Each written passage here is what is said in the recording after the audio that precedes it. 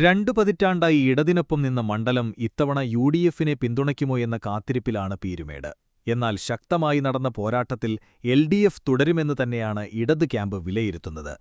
MLA ആയിരുന്ന തോട്ടം തൊഴിലാളി നേതാവ് വാഴൂർ സോമന്റെ വിയോഗത്തിനുശേഷം നടന്ന തിരഞ്ഞെടുപ്പിൽ സിപിഐ ജില്ലാ സെക്രട്ടറി കെ സലീം കുമാറാണ് ഇടത് സ്ഥാനാർത്ഥിയായി മത്സരിച്ചത്.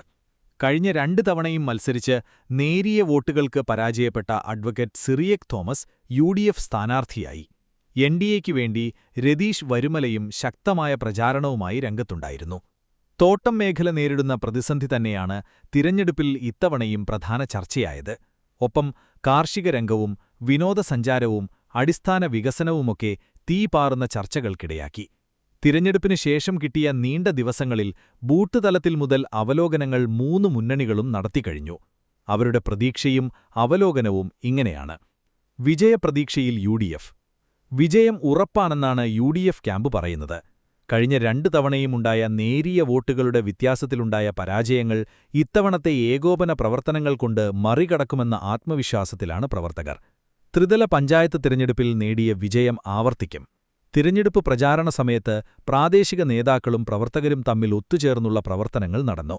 മുൻ തിരഞ്ഞെടുപ്പുകളിൽ പിന്നാക്കം നിന്ന പ്രദേശങ്ങളിൽ കൂടുതൽ ശ്രദ്ധ നൽകിയുള്ള പ്രവർത്തനങ്ങൾ ഇത്തവണ ഗുണകരമാകുമെന്നും പ്രതീക്ഷയുണ്ട്.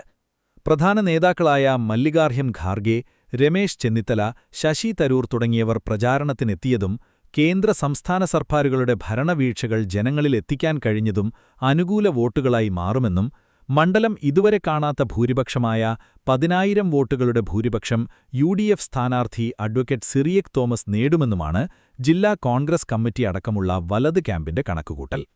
ഉജ്ജ്വല വിജയം ഉറപ്പെന്ന് എൽഡിഎഫ്.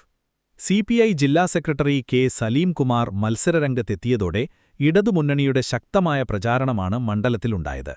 മണ്ഡലത്തിന്റെ പുറത്തുനിന്നുള്ള സ്ഥാനാർത്ഥിയെന്ന എതിർ ക്യാമ്പിന്റെ പ്രചാരണം ആദ്യഘട്ടങ്ങളിലുണ്ടായെങ്കിലും ഇടതുമുന്നണിയുടെ ചടുലമായ പ്രവർത്തനങ്ങൾ മൂലം മറികടക്കാനായി. തോട്ടം, കാർഷിക മേഖലകൾ കേന്ദ്രീകരിച്ച് നടത്തിയ ശക്തമായ പ്രചാരണവും ബൂത്തുകൾ കേന്ദ്രീകരിച്ച് നടത്തിയ ഗൃഹസന്ദർശനങ്ങളും മുൻ തിരഞ്ഞെടുപ്പുകളേക്കാൾ ഉയർന്ന ഭൂരിപക്ഷം ഇത്തവണ ഇടതുപക്ഷ ജനാധിപത്യ മുന്നണിക്ക് നേടിത്തരുമെന്ന പ്രതീക്ഷയാണ് പ്രവർത്തകർ പങ്കുവയ്ക്കുന്നത്. അപവാദ പ്രചാരണങ്ങളിലൂടെ ഇടതുപക്ഷത്തെ നേരിടാനുള്ള എതിർകക്ഷികളുടെ തിരഞ്ഞെടുപ്പ് തന്ത്രം ജനങ്ങൾ തള്ളി. ജില്ലയിലെ ഏക സിപിഐ സീറ്റ് നിലനിർത്തും. സംസ്ഥാന സർക്കാർ ഇടുക്കിയിൽ നടപ്പിലാക്കിയ വികസനങ്ങളും തോട്ടം തൊഴിലാളികളെ ചേർത്തുപിടിച്ചതും തിരഞ്ഞെടുപ്പിൽ പ്രതിഫലിക്കുമെന്നും പ്രതീക്ഷയുണ്ട്. തിരഞ്ഞെടുപ്പിന് ശേഷം മുന്നണിയിലെ പ്രധാന കക്ഷികൾ നടത്തിയ അവലോകനങ്ങളിൽ നേരിയ പ്രതീക്ഷ മാത്രമാണ് പറയുന്നതെങ്കിലും 5,000 വോട്ടുകളുടെ ഭൂരിപക്ഷം ഉറപ്പെന്നാണ് പ്രവർത്തകരുടെ വിലയിരുത്തൽ. പ്രതീക്ഷയിൽ എൻഡിഎ. മണ്ഡലത്തിൽ ഇടതു വലതു മുന്നണികളെ പിന്തള്ളി പ്രചാരണത്തിലടക്കം ഒന്നാമതെത്തിയതായി എൻഡിഎ ജില്ലാ നേതൃത്വം പറയുന്നു. സ്ഥാനാർത്ഥിയുടെ പ്രവർത്തന മികവും കൃത്യമായ ആസൂത്രണവും ചിട്ടയായ പ്രവർത്തനവും മണ്ഡലത്തിൽ എൻഡിഎയ്ക്ക് അനുകൂല തരംഗമുണ്ടാക്കിയെന്ന് യോഗം ചൂണ്ടിക്കാട്ടി.